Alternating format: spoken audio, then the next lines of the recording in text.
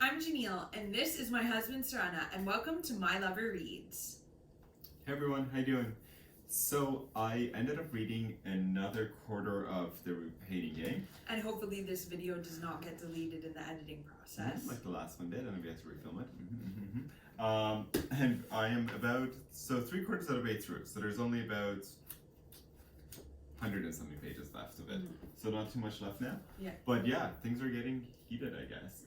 And so similarly to how we did it the last time we filmed take 1 of a Hating Game video, is we listened to a little bit as we were setting up to do this video. We listened to a little bit of the audiobook together just to give like me a refresher of what was going on and to give Sourena like some specific topics to discuss.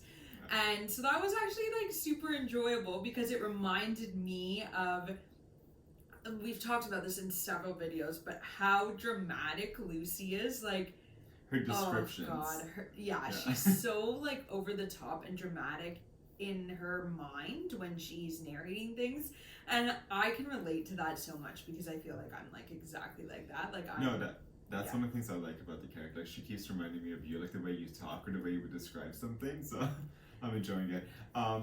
So do you want to start with like the brief summary of what has happened so far? So we left off with he told Lucy spent an evening watching ER with him on his couch, and Josh said he wouldn't be at work the next day, and she felt as though Christmas was canceled, which I think is such a lovely description.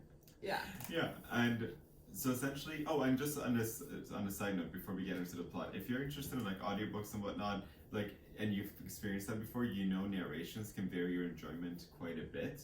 This is very good. If you're like any hesitation, she sounds really cute from what I've heard. I'm not an audiobook reader whatsoever, and I find it really hard to focus on just listening to something, but her voice is really cute and it seems to suit Lucy and her narration. So she does a really good job. Last time we basically left off with her going to work the next day, and Josh was saying that he won't be there. So this is at work the next day. Joshua? I don't know, sometimes I guess his boss keeps calling him that. Yeah, but like Someone it's does. Josh. Okay, Josh isn't there. So Lucinda goes to work. Lucy goes to work the next day, and he's in there. It feels super weird for her. It's his desk is empty, and then her boss ends up calling her in, and she's like, okay, here's my great idea for like the project I can pitch to kind Lucy is telling her boss that? Yeah, Lucy's telling her boss, okay, here's my project that I can pitch for getting this position, basically. And her idea is to make an ebook version of a lot of the books that they already have on like catalog, like bestsellers and everything. Their back catalogs. Exactly. Yeah. It's like, these books were never made into ebooks initially. Like, we should do that now, and like we can like promote them and like whatnot, get some new art for it. Like re-release it. Yeah. Her boss loves it. She's like, yep, run for it. But then she's like, oh, also make sure, like, maybe make one of them into an ebook before the interview, which, like, I can't even imagine the process for that. And I had no idea, but it's, like, such a, like, throwaway that the boss is like, and also for the presentation, just make sure you create a fully formed ebook version of one of these classic novels, like, and it's just like such a big ask. And it's in the same conversation where she says something like, oh, Lucy, you gotta take care of yourself more, take a break, relax, also make it full, whatever. It's like, so classic. Yeah, we've all been there. But so then Lucy enlists the help of Danny to make this. So Danny is his job, like he's like the IT side of it. Okay. Yeah, so she contacts him. He's gonna give her like a really good deal, like $300 or something. Because it's also like good work for him. Like she can say he's the one who did it. Yeah. And then that night she's all like lonely and whatnot because the whole day she spent it without Josh. So she ends up calling him and basically inviting herself over, just being like, hey, like, I'm out of food, I'm out of tea, and I know you have food and tea. No, but she has this, like, great moment. She says to him, like, I'm hungry, and I have no food, and I haven't gotten any tea, and my apartment is cold, and I'm bored. And Josh is like, what a very sad little life. And she's like, you've got lots of food and tea, and your heating is better than mine, and then he's basically like, all right, you can come over. But before that, when he says like, why are you calling? She says, I was calling because, and then she thinks, I haven't seen you today. I've been feeling mixed up and desperately sad, and for some reason seeing you might help the weird pain in my chest. I don't have friends except for you, except you're not. And I just think like when we were, It's I was cute. reminded of that when we were listening to the audiobook Yeah. a little bit, and I just think like that. Oh, those are the moments from Lucy that I just love, like that honesty that sometimes she lets Josh see, but sometimes she only lets the reader see, and it really felt like I was like in her shoes, head, yeah. or like not even one of her best friends, but like I was like experiencing it with her. And that's why I'm like slightly a bit concerned about the movie adaptation, because that's something that you cannot convey. No, it's like different. Jane Eyre, one of my favorite novels of all time by Charlotte Bronte, is written in first person from Jane's perspective, and there are fabulous adaptations of Jane Eyre, like the 2006 BBC miniseries. Toby Stephens is a fantastic Rochester. That's a side note. We can do a whole video about that sometime. But just about Toby. just about adaptations of Jane Eyre and why Toby Stephens is the perfect Rochester. Even against Michael Fassbender, Toby Stephens is way better. Anyway, side note, side tangent. But there's moments where Jane is sitting looking at Mr. Rochester and describing her feelings as she's watching this man that she loves and looking at him. And that's something that cannot be conveyed in a film adaptation. And I got the same feeling from Lucy. This like strong internal emotion that I just don't know how they would convey in a movie. But anyway, sorry, I digress. She ends up at his house, and she ends up at his house. They have like they end up. I think they even end up like making out and whatnot a bit. And he had come from the gym, right? Yeah. They have a conversation about how he goes to the gym. No, frequently. he had come from the gym. I'm pretty sure. Yeah, because on in the phone she heard like music and stuff, but like it was just like the music they play at the gym. And then he was like, they basically raced each other to his. Yeah, and the way they greet each other is also really adorable, and I like that they've also like. I guess they have a silent agreement where they're just gonna lean into this hard when they're like not in work, because like he gets there and she sees him and she like runs up and like wraps her arms around him, but also like her legs, like koala there, hugs them. Yeah. And he's just kind of like laughing at her and whatever, and there's something so like comfortable and relaxed, which you haven't seen too much of up until this point. Yeah, I like that they like commit to the fact. No, I like that they Starbucks hit us up for sponsor. I like that they like fully commit to the fact that at work they maintain being professional, but outside of work they are all into this not romance but fling, whatever it is, and they're not afraid to be all into it. There's no, what I loved about it is so many rom-coms that or romance novels that you read, it's like, oh, they like each other, they don't like each other, there's that hesitation from the characters. But what I liked about Lucy and Josh is they've decided like we are going for it 100% when we're in the fling romance bubble. Yeah, and I mean they're still working like stuff out, obviously, like, and they still have like uneasiness and whatnot a little bit. But whenever they get like they feel like they have the lenience to do that, they do it. Like they lean into it. So they hang out at night. Yeah, so they hang out at night, and like she has a bit of his ice cream that he only has for other people because he's like. And it's ripped. vanilla too. And it's just vanilla ice cream, and he has a bite, and he's just like, oh my god, and just like, you gotta treat yourself more. And like he has like remarkable self-control. That's the thing about Josh as a character. Like he's very rigid, very controlled. Like man, like even the fittest person has a cheat meal, don't they? Oh, once a week. But like whenever like I'm like, if I'm being strict, I remember having times where I was like being super strict with eating like, you know, only complex carbs and limited carbs and whatnot. And then like I took a bite out of like white bread with like nothing on it, and it just like it just tasted like Nutella. I'm like, is this who put chocolate on this? That's like, the saddest thing I've ever heard, and honestly I'm so glad that we have found a balance between you wanting to achieve your fitness goals and me as well wanting to achieve my fitness goals, but also enjoying food. Anyway, that's another side tangent. Yeah. But Josh is like, that's a little bit over the top, like, I think. Side tangent, yes, but also like it's all these things that like the little details that Sally Thorne put into it that makes you like, even from perspective of a guy reading it or whatever, or I'm sure like girls do that too. I mean, you know, but like from someone who's into fitness, I should say, like reading it, there's so much to relate to, like little bits and pieces that where you're like, oh, I can relate to that. Like, that's awesome. Yeah, I love it when the details of the story shine even more than the main plot. Yeah. Like, I feel like the reason you had to refresh yourself, like, because you just read your section 2 days ago, but you had to refresh yourself on the main plot as well. But those little details, like, you probably would have remembered, oh, that funny part when Josh eats the vanilla ice cream. Like, I can remember the feeling that it gave me, you know, envisioning Lucy and Josh sitting on his couch together, more so than I can even remember, you know, him at his brother's wedding. Yeah, like if you're writing a rom-com in any kind of way, like the main plot points can get very tired. Like can be very tired, very overused, cliche. Yeah. You know. But it's this little things, it's these little details like that you can like bring it to life and make someone connect to it or just really enjoy it. I'm not even talking about like deep emotional connection. I'm talking about just being like, oh, that's awesome. Like, oh, I want to keep reading. I'm enjoying this experience, even if I know where it's going.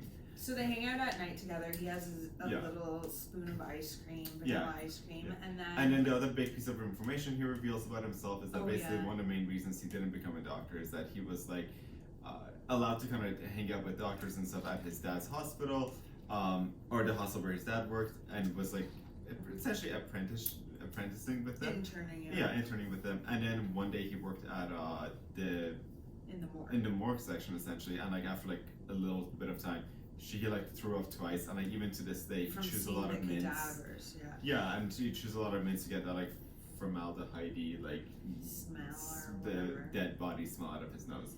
And this led to us talking about how, so Sourena has a kinesiology degree, and he went to the University of Toronto where you actually got to first year like examine cadavers. Yeah, like year 1 we started to do this, which like a lot of universities don't do until later on. But U of T in your like year 1 anatomy from like week 2, every week we had a cadaver lab. Yeah. So at the end of the week we would all have like an hour and a half lab where we were just like with like bodies and body parts and whatnot. You said that you kind of got freaked out. There were a few times. Couple times.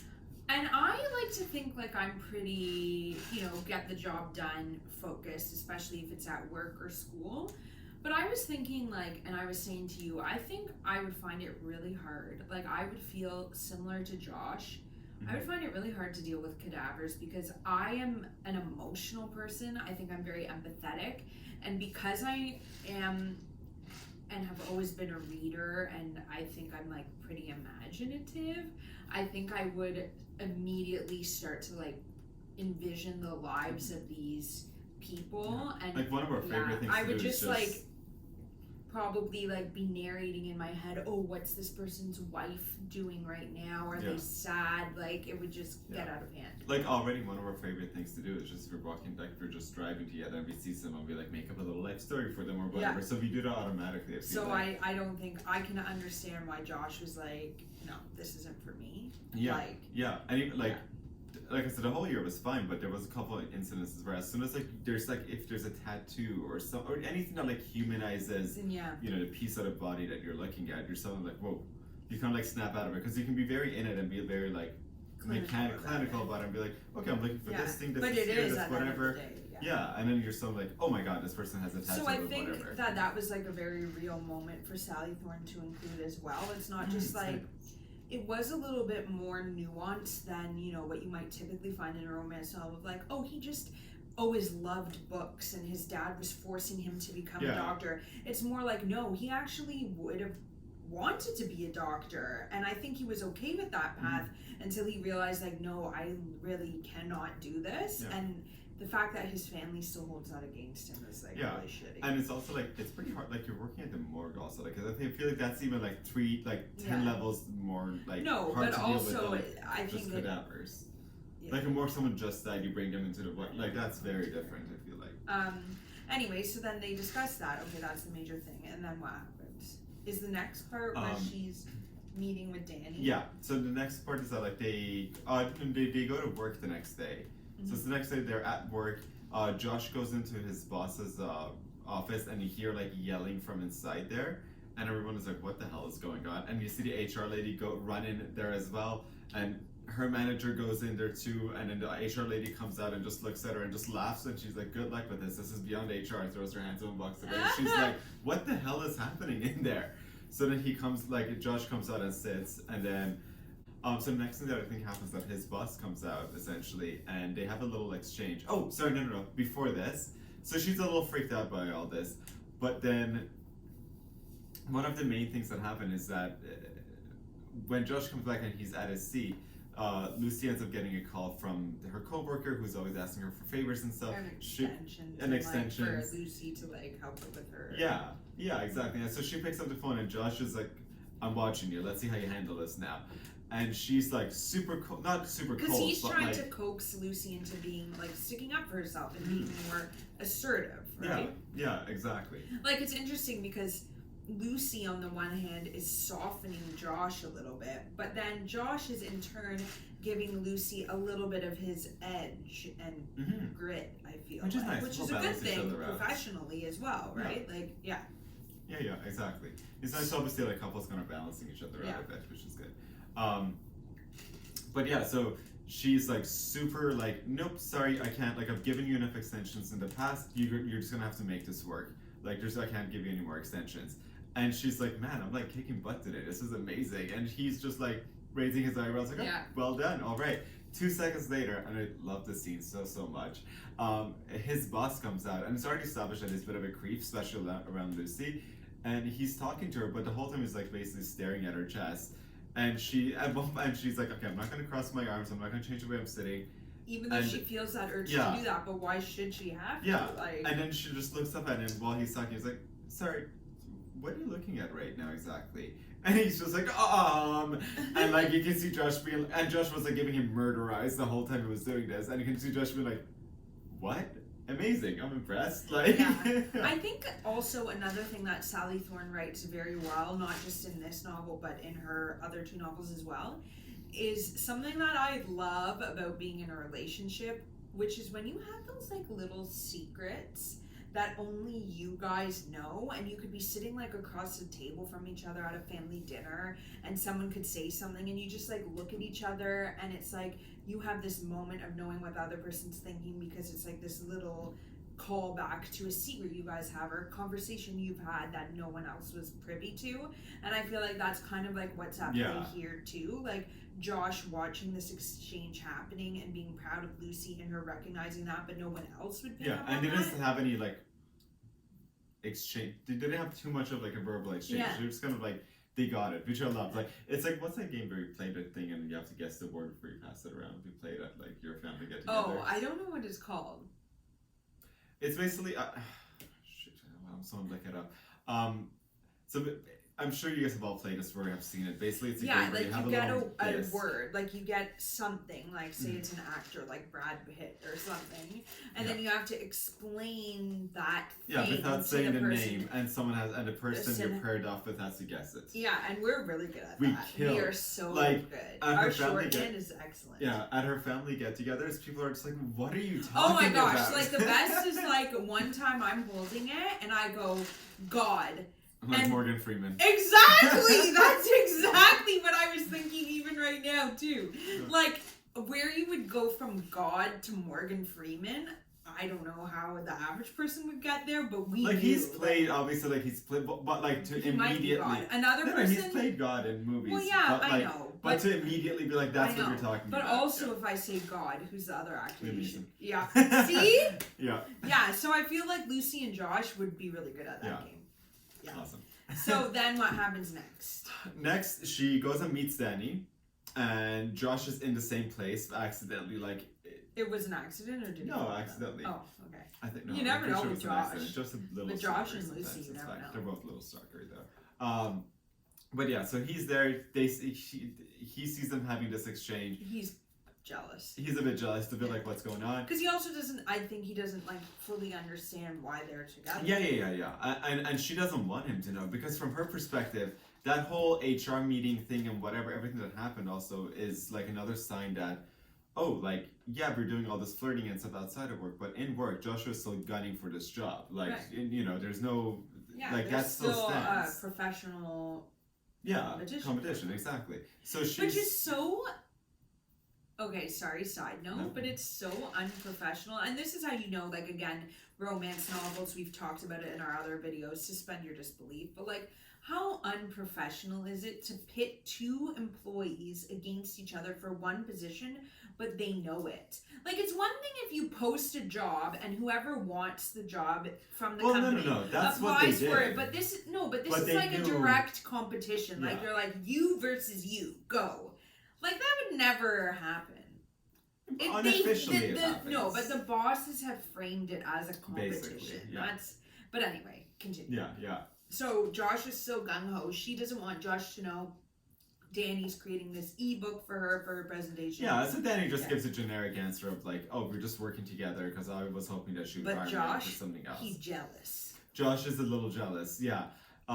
And also like, and Danny also reveals to her that like, you know, Josh is in love with you, right? Like, and she's like, oh, what? No, nothing's going on between us. It's like, yeah, whatever. But like, just from seeing you guys, like, everyone can tell he's like in love with you. If you didn't know that, like, you should know that. So after all this, basically they have this bit of a tense conversation on their way back to the office because this was during her like lunch break with Josh, with him asking like, what was that? And she's like, oh, you know, it was just this. And essentially at the end of the conversation, he's super casually just like, oh, also like pack your bags for this weekend. And she's like, what are you talking about? And he's like, well, you know, my family's wedding, my brother's wedding.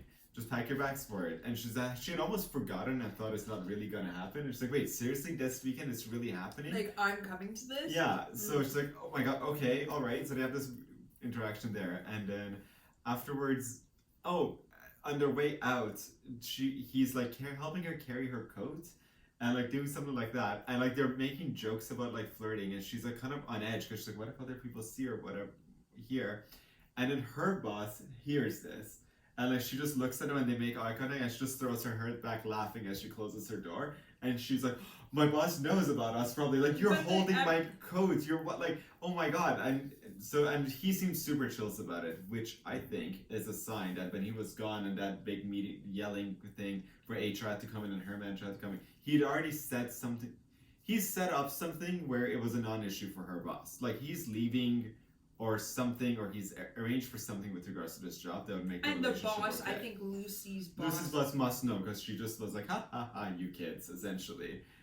Okay, so then fast forward a little. Yeah, they get in the car, they drive, they get get there. Yeah, they get to the hotel room. And there's like a lot of making out. There's a lot of making out. There's like some... Yeah, there was only one hotel room available There's or whatever. some steamy time. Ooh. Like listening to the audiobook, like, because Sourena kept flipping around. Like, he was like, okay, just listen one to little a bit. And then all of a sudden I'm like, what are we listening to? I was like, wow, this book is steamy, and they were just like making out, like they were fully clothed. No, not fully. His shirt was off. His shirt was off. And I'm done. Here we are. This leads me. Okay, you're probably gonna want to cut this. Don't cut this. Okay. Don't cut this. You're so asking the viewers not to cut it? There's a part here where she's like just like thinking about it. She's just assessing his. No, stop. And she says, I could get through this weekend if he didn't have such beautiful hands, or such a lovely scent to his skin. My eyes go on a little walking tour. The tube lights turn anybody else sallow, me included, but somehow he glows with vitality. I noticed the faintest smattering of freckles across the bridge of his nose. I must have had my hate goggles on during most of our working relationship, because in all honesty, I've never seen a man this good looking in person. Everything about him is pleasurable. He drips with quality, luxury. Everything's so exactly right. Every part of him is engineered and maintained perfectly. I can't believe I wasted all this time not admiring him. And literally, I like make little notes in the book. And literally I have Sourena shirtless 100% blows my mind. Why didn't you tell me this when you were reading the book? This was from years ago. That's how funny. I know. That's ridiculous. Don't cut this. Okay, I won't. Sourena, yeah. Anyway. Lovely. Thank you for that. That's gonna go straight to my head. Yeah. So anyway, they have a bit of a makeout sesh. And is that where things escalate? Well, things escalate to the point where you think they're about to like fully have sex and sleep together, but then his phone rings a couple of times and his mom has a crisis. and he leaves the room, and that's where it ends. And that also just like shows So this that is up like to chapter 22, I believe. But that also just like shows that 22. Josh is the type. I think he's very selfless, and like originally Lucy might have thought that he was selfish, but actually he's not. Like he drops everything for. Yeah. I think he's even already had a conversation of like the cuts he made was so that even more jobs wouldn't be lost and whatnot. Like he comes across super heartless from anyone who doesn't know him. Right. But everyone else is. But from his perspective, it's like, well, I did what I could to maintain as many jobs as possible. Yeah. Like, And also, there is a conversation that they have too that we were listening to where he was like, "Oh, all of your boyfriends must have been so nice," and she's like, "Oh, well, you can be nice too." And I think Josh has this like insecurity about not being a nice enough guy to have a long-term relationship. But again, Lucy is softening him and making him see that he is like a nice guy. You know. And Okay. that's basically that was the So summary. what? In terms of So the only thing I don't think we've covered Dislikes. is dislikes. Was there anything you disliked about this? just at times overall, in terms of like their, oh my god, we're like so happy together, and like, oh, tension. It seemed, it touched like bouncing up and down a lot, which I know is the nature of the story, but again, like, as much as I said it's one of my favorite scenes in terms of the way it happens, and I really like it, but like when she like jumps up and like Koala hugs him, it also seemed like it was in such like sharp contrast to like 2 seconds. 2 seconds in front, 2 seconds after. So that's my only, but it's to a minor degree. I'm not saying, and that's a huge flaw throughout this book. Like if I have to nitpick and be like, oh, something could have been a bit smoother, and still would want the up and downs, but just not as maybe as sharp here and there would be that. But that's my only really. Honestly, I'm really enjoying it. I think that is like a cornerstone of Sally Thorne's writing, though, where she writes these characters who have these bursts of like honesty and then they kind of pull back. Yeah, which makes sense. I mean, but I think it's more jarring in this book because it was her first novel, whereas like First Impressions, her most recent one, which I read a few months ago, there's still that sort of similar like vibe of like, you know, the girl revealing herself and her emotions and then pulling back, but it's a lot more subtle. And yeah. So I think like if you and read it's her more first Sally novel, Thorne, right? yeah. Okay, that's a super impressive for a first novel. Yeah, that's really, really I was so impressed. Like, okay, this is someone I'm gonna put on my list to always read her books, and I have. And yeah, so I think for like a first novel, maybe that's like a little bit of the like growing pains of writing, but like hopefully you'll read another one of hers, and then we'll see how you feel about that. But anyway, I think that concludes this video on the hating game, right? Just I guess predictions for what happens next. Well, you kind of already mentioned that you think he's already to the bosses. Yeah, they are gonna sleep together. The wedding shenanigans will ensue, and then and he's probably outed himself from the whole. You're close enough to the end that you can probably like see the threads starting to come together. Yeah, last 25% now. Yeah. So by next week, you will be discussing the end of the hating game and like basically what you thought about the whole thing. Okay, well, thank you for watching, and if you'd like to like this video and subscribe and comment your thoughts on the hating game as well, we'd really appreciate that. And we'll see you all next time. Bye! Bye!